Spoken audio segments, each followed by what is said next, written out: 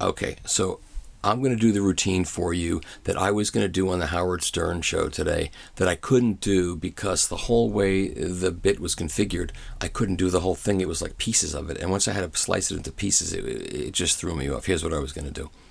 So first of all, Howard, I want to say what a thrill and a privilege it is for you to have me in the studio with you. It's not every day you can have a man who's on a first-name basis with the Queen of England.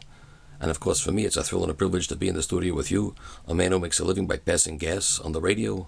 Well, not the real radio, but the satellite radio. So for all 1,500 people that are listening in, I hope you enjoy the show. I'm enjoying doing it. Of course, Howard, I know millions of people are now listening on the satellite, but when I first bought the stock at $3, it was 1,500 people. Then all of a sudden, there were 10,000 people, $3 a share. Then you got involved with this business, 1 million people were listening, $3 a share. And then 10 million people, $3 a share. Now there's like 25 million people, it's still $3 a share. Howard, my bowels moved more in the past 5 days than that stock has moved in 5 years. Can you explain this? I can't. But anyway, I didn't come here to talk about stocks and Sirius or anything like that. Your producer, Gary, tells me that you have a vinyl fetish, a vinyl fascination. So I want to predict right now on this show that within 3 months, you're going to have a turntable. You're going to be playing records like a 12-year-old, like when you were 12 years old. You know why I think that?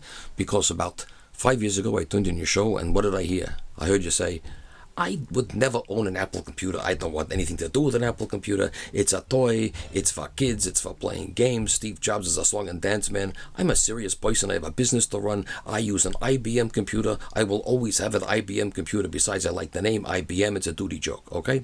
Then, all of a sudden, next time I turn on the show, what do I hear? Robin, I have to go home right after the show because Apple just released System 7.2.1 and I've only got 7.2. I feel inferior. I feel degraded. I can't get an erection. I've got to go home and download 7.2.1 to my iMac, to my iPod, to my iPhone, to my iPad, to my mini iPad, and to my latest Apple product I got from my wife Beth, an iMaxipad. It's a combination tablet and an electronic gynecologist. So Howard, of course I think you can have a turntable. It's on your mind. Anyway, I'm not here to talk about turntables. Let me turn over now to the wonderful Miss Robin Quivers. Robin, Queen of all Schwarzes, how are you? It's so nice to talk to you.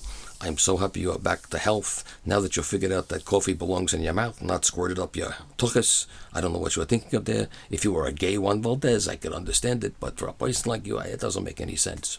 And that diet you were on, twigs and seeds and nuts. Well, that's a diet for a chipmunk. A person doesn't eat that. You want to live to 100, Robin?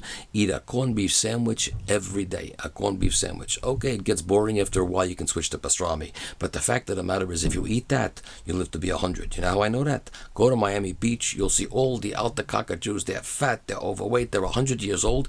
They don't exercise. They eat corned beef and pastrami and tongue. The only green thing that enters their mouth is a pickle. And they live to 100. Why is that? It's because all of those preservatives, if they can preserve a brisket, they can preserve you too. So that's my suggestion for you.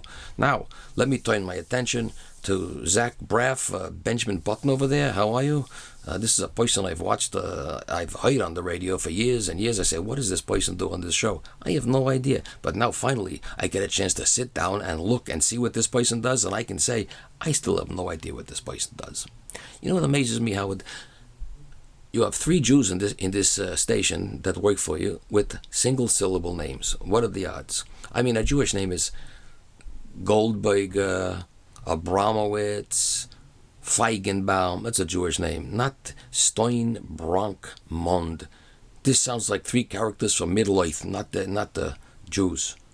So I was thinking, the name Mond, I love that name, Mond. It sounds like a female body part that you learn about when you're in high school. The high school hygiene teacher says, now look, don't ever touch a girl's Mond unless you get permission. And even if you get permission, don't squeeze it, don't twist it, don't poke at it, a slight little touch, and if you're lucky, she'll like it. That's what I love from that. But you know what, Howard, all of this humor that has to do with roast type of humor that I'm doing here, making fun of people's names and put downs, it's not my normal type of humor. I don't normally do that. I like all people. For example, a neighbor moved in across the street and a Muslim family, and I said, I'm okay with this. I'm fine. I don't care if they're a Muslim family. It's fine. And then the first time the lady came out to pick up the mail, she was wearing the full beekeeper outfit. And I went, oh, how am I going to deal with this? and then I took a deep breath and I figured it out. I said, from now on, I will call them Mr. and Mrs. Bykowitz, and that's how I solved that.